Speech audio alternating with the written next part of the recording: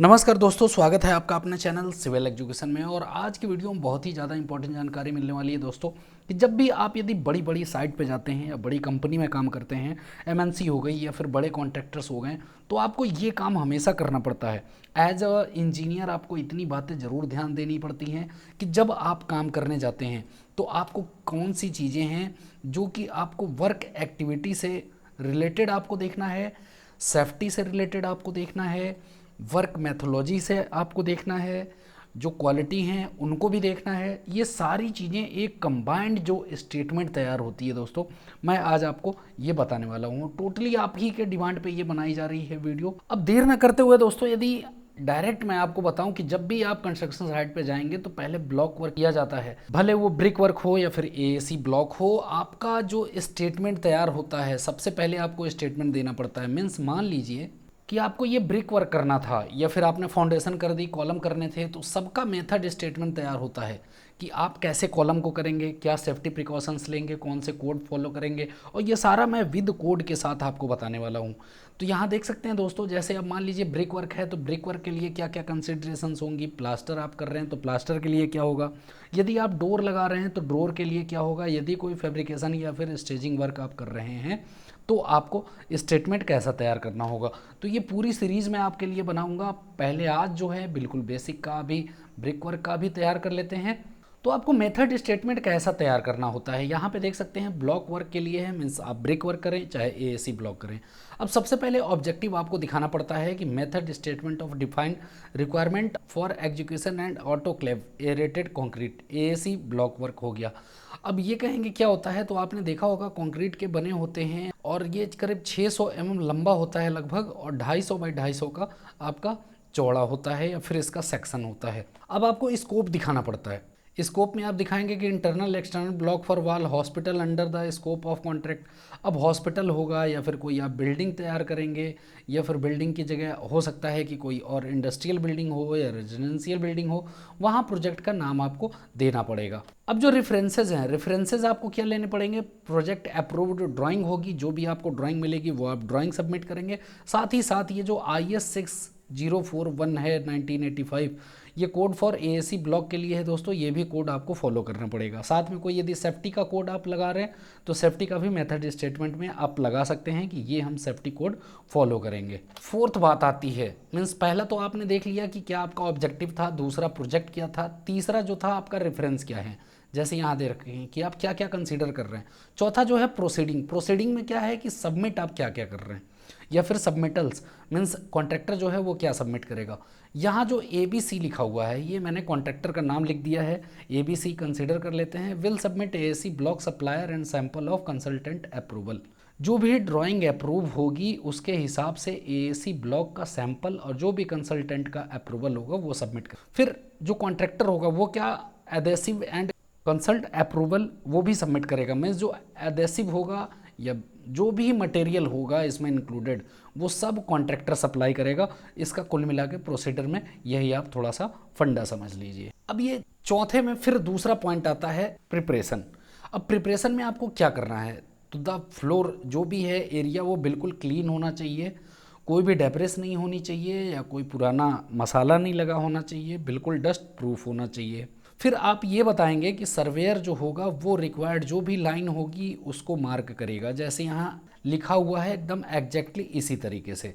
अब इसके बाद जो तीसरा पॉइंट होगा इसी में कि the block work will be wetted with water in variably be laid in ordinary masons mortar.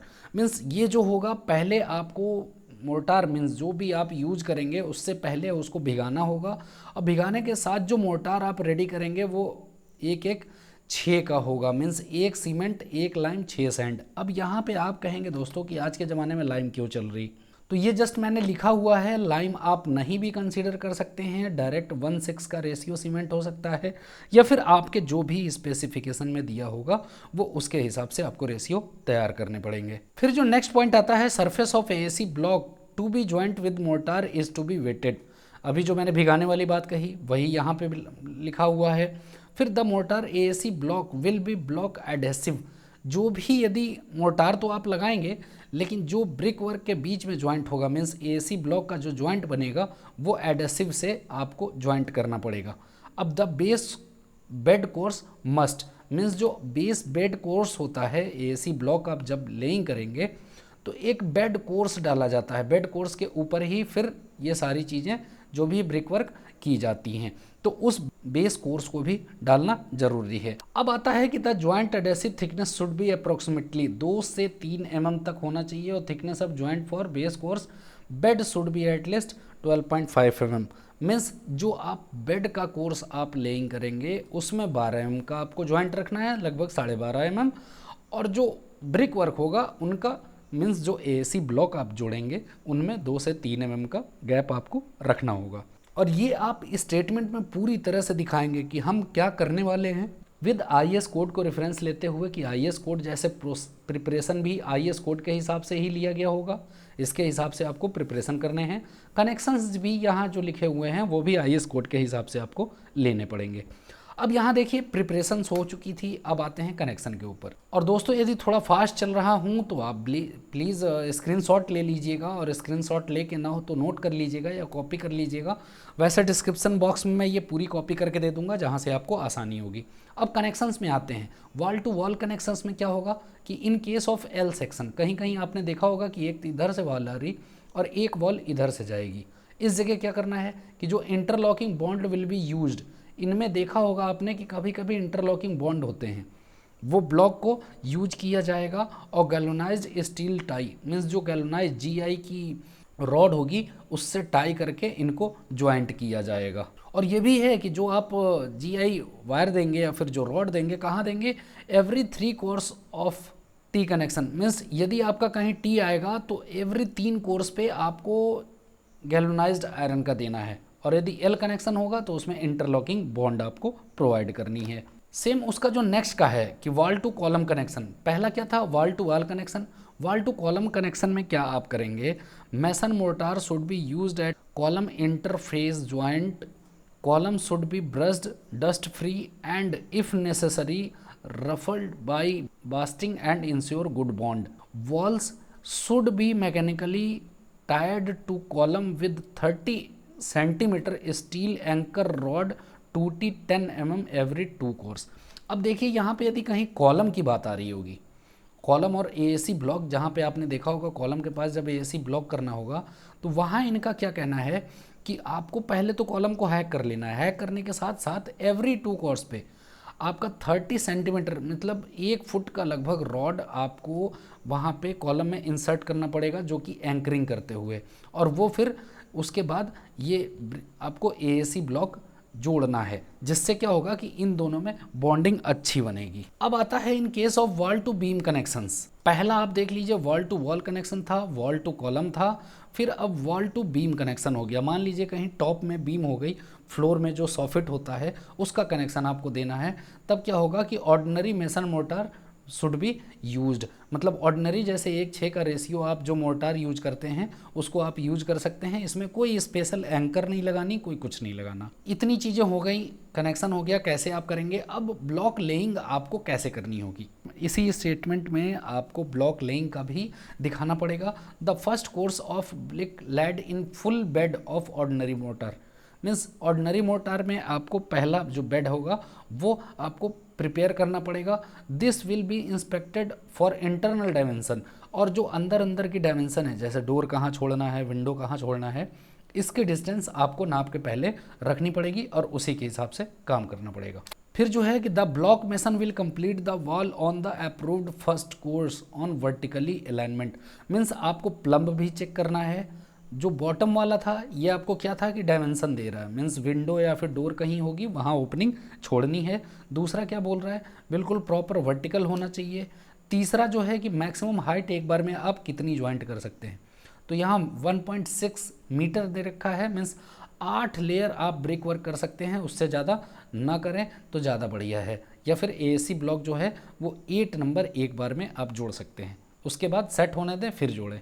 अब देखिए यदि आपकी ब्रिक वर्क की हाइट 3 मीटर ज़्यादा हो रही है डोर या विंडो की, तो आपको क्या करना है कि 200 mm डेप्थ का एक टाई स्टिफनेस जरूर आपको प्रोवाइड करना है। मीन्स एक तरह का आप लिंटल टाइप का वहाँ पे प्रोवाइड करेंगे। अब देखिए उसके आगे का जो पॉइंट है कि डोर विंडो जो होगी, overhead lintel should be continue along the wall and its case no need for concrete tie beam.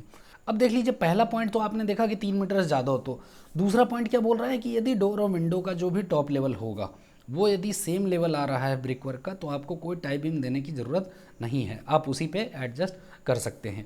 अब देखिए in situ reinforced concrete lintel and beam should be 4T10 and T8 30 centimetre strips.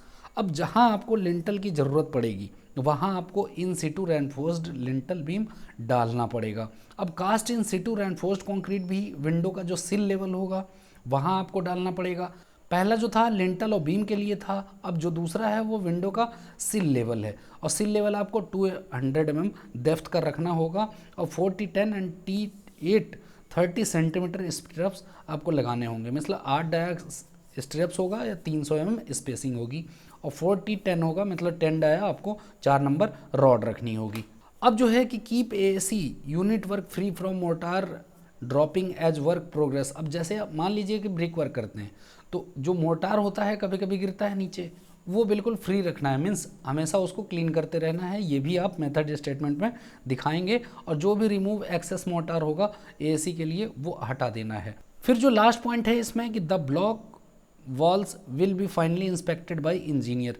अब जो भी होगा आप काम करेंगे उसके बाद इंजीनियर वहाँ पे वेरीफाई करेगा या फिर इंस्पेक्ट करेगा उस वॉल को कि सही आपने जो स्टेटमेंट दिया है उसके हिसाब से होगा या नहीं होगा। यदि आप कॉन्ट्रैक्टर हैं तो कॉन्ट्रैक्टर में भी इंजीनियर होते हैं। आप इस स्टेटमेंट में ये शो कर रहे हैं कि जो भी हमारा काम होगा वो एक इंजीनियर इंस्पेक्ट करेगा। अब आती है टॉलरेंस की, कैसे क्या रखेंगे। Maximum variation for plumb 0.6 mm in 3 metre, not exceed 0.9 mm in 6 metre.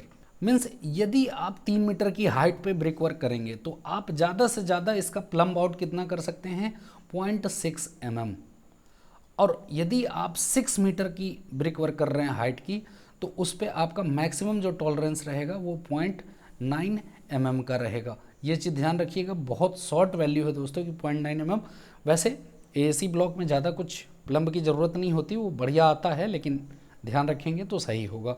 अब जो मैक्सिमम वेरिएशन इन लेवल होगा, ये तो वर्टिकलिटी हो गई। अब बात रही लेवल की कि लेवल कैसे होगा। यहाँ देखिए 0.6 mm इन 6 मीटर। आपका जैसे मान लीजिए कि एक तरफ इस तरफ से चालू है, हो सकता है कि एक दूसरी तरफ ऊंचा उठता चला जाए, तो ये जो डिस्टेंस है यदि 6 मीटर होगी तो इसमें आप ज़्यादा से ज़्यादा 0.6 mm का टॉलरेंस लेके चल सकते हैं, और 12.5 mm इन 15 मीटर और मोर।